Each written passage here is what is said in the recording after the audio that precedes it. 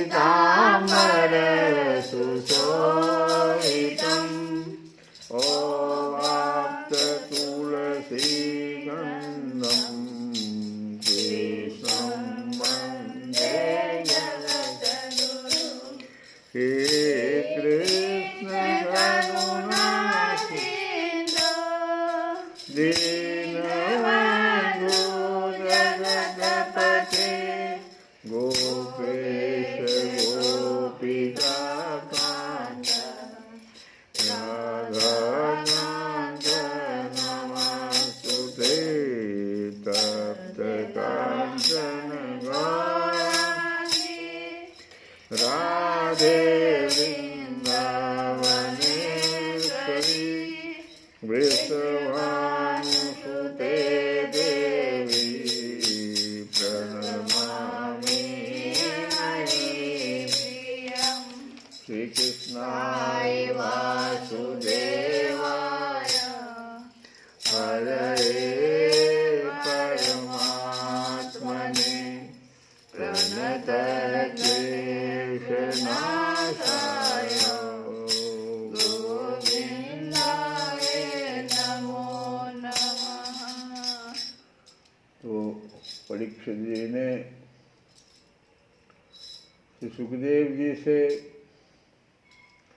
प्रश्न पूछा कि भगवान इस संसार की सृष्टि माया से कैसे करते हैं, फिर उसकी रक्षा कैसे करते हैं, फिर संहार कैसे कर देते हैं। तो श्री सुखदेव जी ने कहा,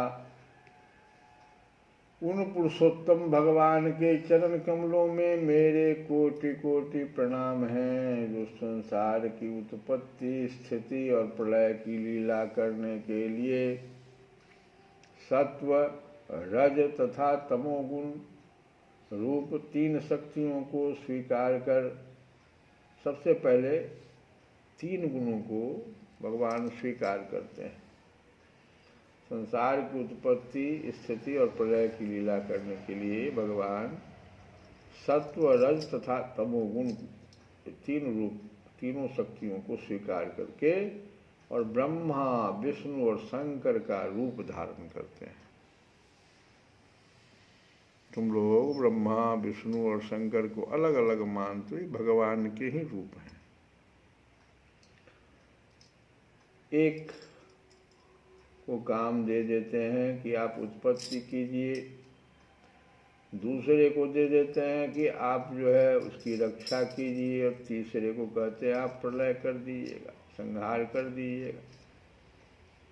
भगवान ही तीनों रूप में पहले आते हैं। तीन गुण होता है तो तीनों गुण का अलग अलग रूप धारण करते हैं। जो समस्त चर अचर प्राणियों के हृदय में अंतर्यामी रूप से विराजमान हैं, जिनका स्वरूप और उसकी उपलब्धि का मार्ग बुद्धि के विषय नहीं है, जो स्वयं अनंत हैं तथा जिनकी महिमा भी अनंत है, हम पुनः बार बार उनके चरणों में नमस्कार करते हैं। कबीरदास जी ने भी एक जगह कहा था कि जिस राम को हम लोग समझते हैं, तो कबीरदास जी ने कहा कि राम तो चार होते हैं। बहुत भटक लिया मन ले रे विश्राम, और चलत चलत जुग गया, जुग भया दिन भर ओटे राम। तो कहते हैं एक राम दशरथ का बेटा, कबीरदास जी कहते हैं कि एक राम दशरथ का बेटा, दूजा घट घट में है बैठा, तीजे राम सकल पसारा, चौथा सबसे न्यारा न्यारा। इसका अर्थ समझो, गुड़ है। हर प्राणी जो है वो पहले वाले राम में ही अपना पूरा जीवन व्यतीत कर देता है। दशरथ जी के लड़के राम नहीं, कबीरदास जी कहते हैं नहीं ऐसा करना चाहिए। राम को इतना छोटा रूप में नहीं लेना। अभी बताया ना, अभी एक है ना, क्या कह रहे हैं? कह रहे हैं सुखदेव मुनि, जो समस्त चर अचर प्राणियों के हृदय में अंतर्यामी रूप से विराजमान है। तो ही ना कबीरदास जी यहाँ कह रहे हैं, इसी बात को तो कबीरदास जी कहे कि दूजा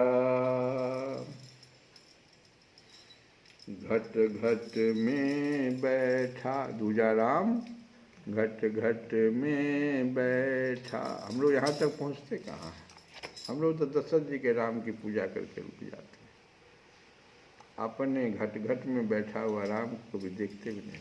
और यहाँ से भी आगे बढ़ो, कहते हैं कि तीजे राम का सकल पसारा। सकल पसारा का मतलब है यहाँ ऊर्जा। संसार में जितना भी ऊर्जावान चीज सब देख रहे हो, पेड़ पौधे, जितने भी चीज़ जिससे ऊर्जा प्राप्त हो, सूर्य चंद्रमा नक्षत्र, ये सब राम ही है। राममय सकल राममय, सिया राम मैं सब जग जानी, करहूँ प्रणाम जोड़ी जुग पानी। ये तीजे राम, यही है तीजे राम। यहाँ तुलसीदास जी ने एक शब्द में उनको कह दिया। और चौथा सबसे न्यारा न्यारा, ये बहुत गूढ़ बात है। सबसे न्यारा न्यारा, ये और भी गूढ़। कबीरदास जी कह दी, यहाँ तक तो पहुँचना बहुत मुश्किल है। फिर इसके लिए तो फिर कबीरदास जी ने एक भजन ही गा दिया है कि क्या है न्यारा न्यारा। तो हम लोग अभी कथा में ही रहे। सुखदेव जी कहते हैं कि जो समस्त चर अचर प्राणियों के हृदय में अंतर्यामी रूप से विराजमान है, जिनका स्वरूप और उसकी उपलब्धि का मार्ग बुद्धि के विषय नहीं है, वही न्यारा न्यारा। अब आपका वो विषय ही नहीं है, वो बहुत पहुंचे हुए परम गुरु का विषय है, बुद्धि का विषय नहीं है।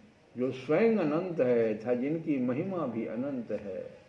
हम पुनः बार बार उनके चरणों में नमस्कार करते हैं, जो सतपुरुषों का दुख मिटाकर उन्हें अपने प्रेम का दान करते हैं, दुष्टों की सांसारिक बढ़ती रोककर उन्हें मुक्ति देते हैं, तथा जो लोग परमहंस आश्रम में स्थित हैं, यही वह परमहंस गुढ़ वही उनके लिए परमहंस आश्रम में स्थित है, उन्हें उनकी भी अभिष्ट वस्तु का दान करते हैं। क्योंकि चर अचर समस्त प्राणी उन्हीं की मूर्ति है, इसीलिए किसी से भी उनका पक्षपात नहीं है।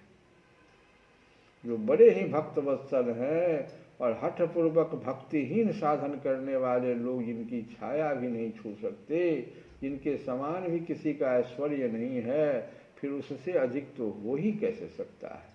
ऐसे ऐश्वर्य से युक्त होकर जो निरंतर ब्रह्म स्वरूप अपने धाम में विहार करते रहते हैं, उन भगवान श्री कृष्ण को मैं बार बार नमस्कार करता हूँ। सुखदेव जी बार बार भगवान की स्तुति कर रहे हैं, जो ब्रह्मा विष्णु और शंकर का रूप धारण करते हैं,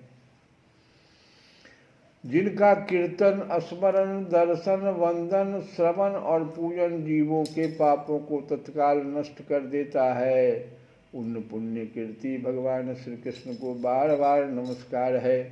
विवेकी पुरुष जिनके चरण कमलों की शरण लेकर अपने हृदय में इस लोक और परलोक की आसक्ति निकाल डालते हैं और बिना किसी परिश्रम के ही ब्रह्म पद को प्राप्त कर लेते हैं, उन मंगलमय कीर्ति वाले भगवान श्री कृष्ण को अनेक बार नमस्कार है। बड़े बड़े तपस्वी, दानी, यशस्वी, मनस्वी, सदाचारी और मंत्रवेत्ता जब तक अपनी साधनाओं को तथा अपने आप को उनके चरणों में समर्पित नहीं कर देते, तब तक उन्हें कल्याण की प्राप्ति नहीं होती। जिनके प्रति आत्मसमर्पण की ऐसी महिमा है, उन कल्याणमयी कीर्ति वाले भगवान को बार बार नमस्कार है। किरात, हून, आंध्र, पुलिंद, पुलकस, आभीर, कंक, यवन और खस आदि नीच जातियों तथा दूसरे पापी जिनके शरणागत भक्तों की शरण ग्रहण करने से ही पवित्र हो जाते हैं, उन सर्वशक्तिमान भगवान को बार बार नमस्कार है। वे ही भगवान ज्ञानियों की आत्मा हैं, भक्तों के स्वामी हैं, कर्मकांडियों के लिए वेद मूर्ति हैं, धार्मिकों के लिए धर्म मूर्ति हैं और तपस्वियों के लिए तपः स्वरूप हैं। ब्रह्मा, शंकर आदि बड़े बड़े देवता भी अपने शुद्ध हृदय से उनके स्वरूप का चिंतन करते और आश्चर्यचकित होकर देखते रहते हैं। वे मुझ पर अपने अनुग्रह की, प्रसाद की वर्षा करें। जो समस्त संपत्तियों की स्वामिनी लक्ष्मी देवी के पति हैं, समस्त यज्ञों के भोक्ता एवं फलदाता हैं, प्रजा के रक्षक हैं, सबके अंतर्यामी और समस्त लोगों के पालन करता है तथा पृथ्वी देवी के स्वामी हैं, जिन्होंने यदुवंश में प्रकट होकर अंधक, वृषण एवं यदुवंश के लोगों की रक्षा की है तथा जो उन लोगों के एकमात्र सहारे रहे हैं। वे भक्तवत्सल संत जनों के सर्वस्व श्री कृष्ण मुझ पर प्रसन्न हों। विद्वान पुरुष जिनके चरण कमलों के चिंतन स्वरूप समाधि से शुद्ध हुई बुद्धि के द्वारा आत्म तत्व का साक्षात्कार करते हैं तथा उनके दर्शन के अनंतर अपनी अपनी मति और रुचि के अनुसार जिनके स्वरूप का वर्णन करते रहते हैं, वे प्रेम और मुक्ति के लुटाने वाले भगवान श्री कृष्ण मुझ पर प्रसन्न हों। जिन्होंने सृष्टि के समय ब्रह्मा के हृदय में पूर्व कल्प की स्मृति जागृत करने के लिए ज्ञान की अधिष्ठात्री देवी को प्रेरित किया और वे अपने अंगों के सहित वेद के रूप में उनके मुख से प्रकट हुई, वे ज्ञान के मूल कारण भगवान मुझ पर कृपा करें, मेरे हृदय में प्रकट हों। भगवान ही पंच महाभूतों में से इन शरीरों का निर्माण करके इनमें जीव रूप से शयन करते हैं और 5 ज्ञान इंद्रियाँ, 5 कर्म इंद्रियाँ, 5 प्राण और 1 मन, इन 16 कलाओं से युक्त होकर इनके द्वारा 16 विषयों का भोग करते हैं। वे सर्वभूतमय भगवान मेरी वाणी को अपने गुणों से अलंकृत कर दे। संत पुरुष जिनके मुख कमल से मकरंद के समान झरती हुई ज्ञानमयी सुधा का पान करते रहते हैं, उन वासुदेव अवतार सर्वज्ञ भगवान व्यास के चरणों में मेरा बार बार नमस्कार है। परीक्षित, वेद गर्भ स्वयंभू ब्रह्मा ने नारद के प्रश्न करने पर यही बात कही थी जिसका स्वयं भगवान नारायण ने उन्हें उपदेश किया था और वही मैं तुमसे कह रहा हूँ। श्री कृष्ण गोविंद हरे।